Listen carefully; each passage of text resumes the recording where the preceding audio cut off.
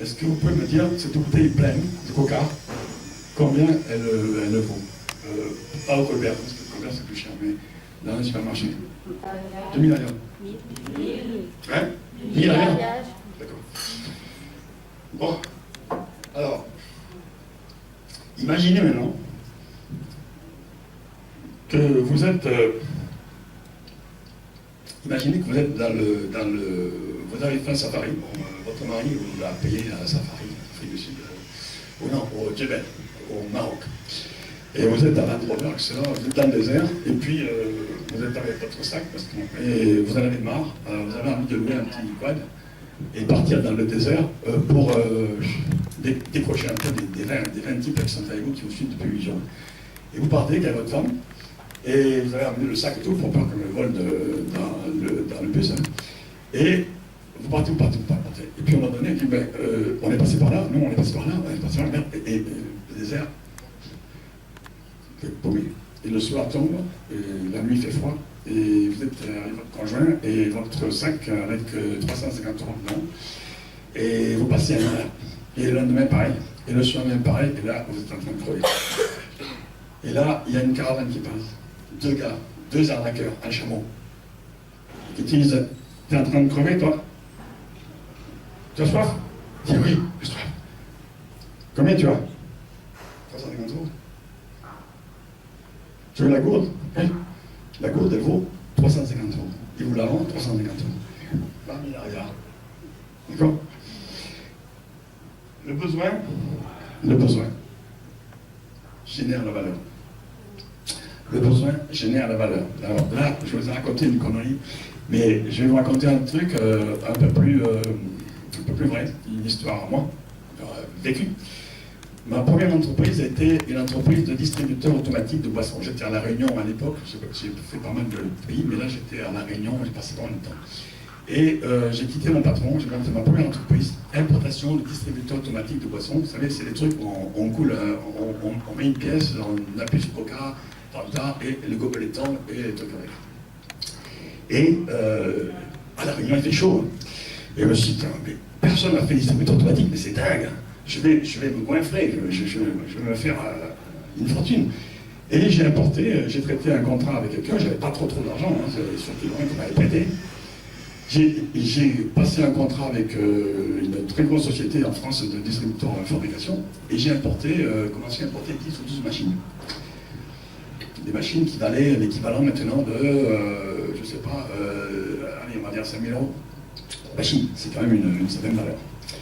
Et il me dit, bon, mais j'avais trouvé où vendre ces machines.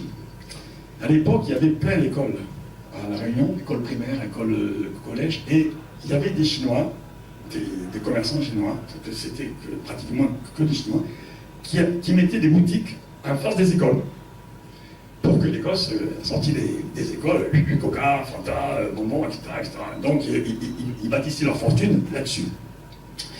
Et moi je me suis dit, mais voilà, j'ai mes clients trouvés. Donc je suis allé voir le premier chinois et je lui ai dit, voilà, j'ai un truc pour vous sauver la vie, j'ai un distributeur automatique. Votre femme n'a pas plus besoin d'être à la caisse. Regarde un peu, on met un franc, on appuie. Et le chinois, il me dit, mais combien? Je dis, bah, attendez, je vous explique d'abord combien, j'explique ce que c'est, donc j'explique la machine, etc. Il me dit, combien? Et à un moment donné, il m'a obligé de dire le prix de la machine. Et là, il rigole, tout ce qu'il sait, il dit, viens voir. Tu vois, cette armoire-là, ça c'est Coca-Cola qui m'a fait cadeau, elle me le donne.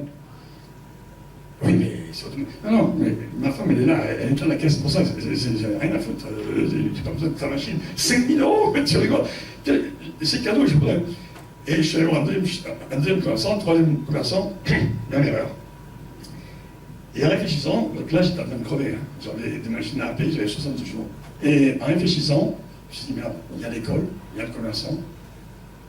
Je ne peux pas mettre les machines en exploitation, parce que la solution aurait été de mettre des machines en exploitation, mais je n'ai pas l'argent pour les financer.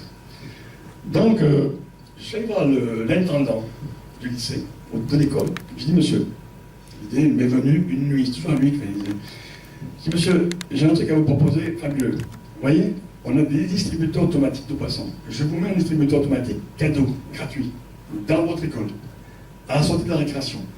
Et en plus, vous payez 2 fois moins cher que vos enfants, ils vont payer 2 fois moins cher que chez le commerçant en face. Ça va leur coûter, ils ont besoin de traverser la rue et de revenir après les cours, parce que, ah oui, oui, effectivement. Bon. Et en plus, je vous donne 5% des recettes pour votre amical. Ah, le gars me dit que si c'est gratuit, que c'est 5% pour l'amical, ouais, mais vous me signez un contrat pour 3 ans. Ouais, oui, ok. Et j'ai eu comme ça une dizaine de contrats. Quand j'ai eu ces contrats, je suis allé voir le Chinois que j'étais allé voir tout à l'heure. Et j'ai dit, monsieur, j'ai une bonne et une mauvaise nouvelle. La mauvaise nouvelle, c'est que les gosses qui venaient voir chez vous, ils ne vont plus venir. Parce qu'il y a tout ce qu'il faut à l'école en face. Et la bonne nouvelle, c'est qu'il y a pas mal de gens qui sont prêts à acheter cette machine. Bon, mais par politesse, quand même, je vous la présente à vous, parce que vous habitez en face. Et le gars, qui la première fois m'a viré presque un coup de pied au cul, hein, parce que, bon, il ne fallait pas que je passe pas trop de temps, quoi, hein, il y a du monde dans le magasin. Hein. Là, il me donne une chaise, il me fait asseoir dans l'arrière-boutique. Il a déjà sorti son chéquier. Il me dit non, non, on achète. Il ne m'a pas demandé le prix. Créer le besoin pour générer la valeur. D'accord ?